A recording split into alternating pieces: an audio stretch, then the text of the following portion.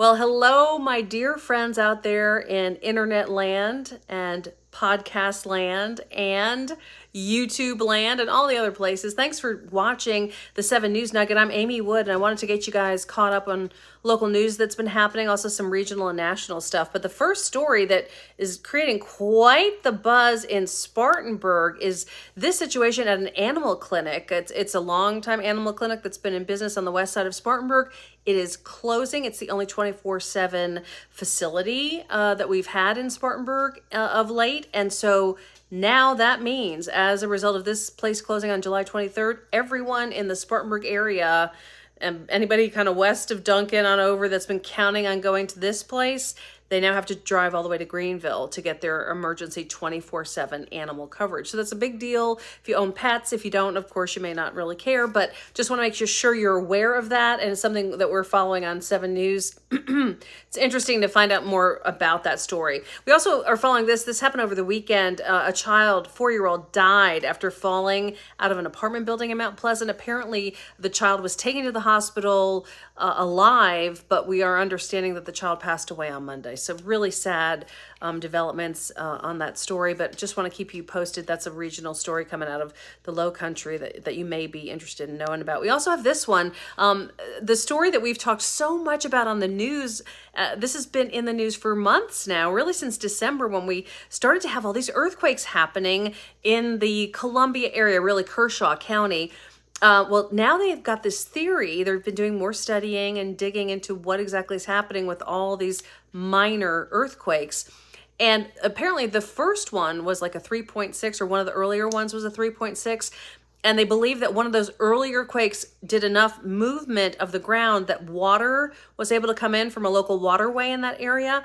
And that water going into the ground and moving around down there is shifting things around and creating the other earthquakes. So that's an interesting theory. It's one that they're working with right now, but we followed this one very closely for you. And I know many of you are still interested in exactly what's going on. A lot of people worry, like, is this going to lead to a big one? And most of the scientists that we've spoken with are saying no, that they don't think it's any precursor to a major earthquake. They really think it's just sort of working itself out with a swarm of sorts. Also, this story that is coming in right now, unfortunately my graphics are covering it up. Let me see if I can do this better for you. South Carolina ranked 4th worst state to live. This is terrible news.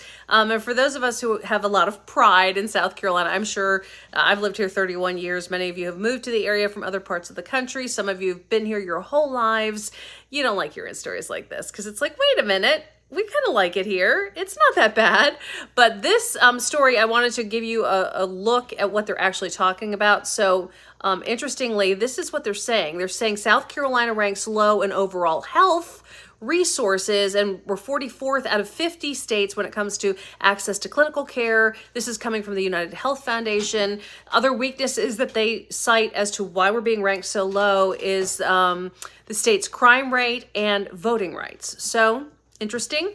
Stay with 7 News. We'll follow that one for you, but it's one of the stories that we've enjoyed keeping you up to date. All of this is on WSPA.com if you want to read more about any of the stories I'm talking about. Plus, there's a whole bunch of other news. There's a lot of crime there. I don't really belabor the crime stuff here, but there's tons of crime updates online, and I'll cover the major ones here. Also, we want to show you really quickly, for those of you who are listening on the podcast, you're going to have to go to WSPA.com to see this video.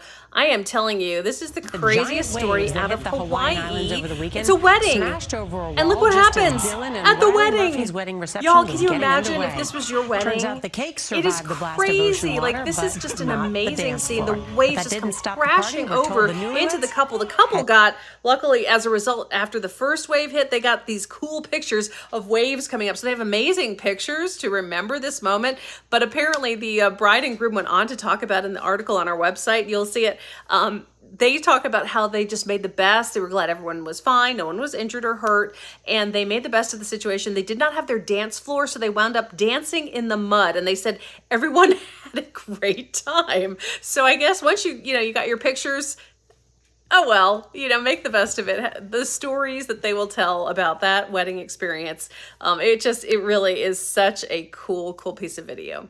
So again, I'm Amy Wood. I'm with Channel 7. I appreciate you guys tuning in to see what we have going on the website. There's so much, and I love to get on here on weeknights and kind of give you guys a chance to catch up on a little bit of local news before you carry on off into the fantastic evening of television or internet viewing, whatever you do, streaming, however you enjoy your evenings. I see a couple people popping in. Davina Davis is sending love, and many others have popped by to say hello. So thank you guys for watching, and stay with 7 News both on air and online as we bring you the latest developments. But again, I love seeing a story like this. It's kind of inspirational to see people that get slapped with a really bad situation and they're like, you know what? I'm going to make the best of it. And they had a blast. So Mazel tov. Way to go, guys. I'm glad you guys had a good wedding, and I hope that they do great things in the future. Thanks for watching. I'll see you guys tomorrow on the news. I'm on at noon, 4, 5, and 6 tomorrow. So any chances that you can tune in, I would love it. Otherwise, I'll see you on the 7 News Nugget tomorrow night.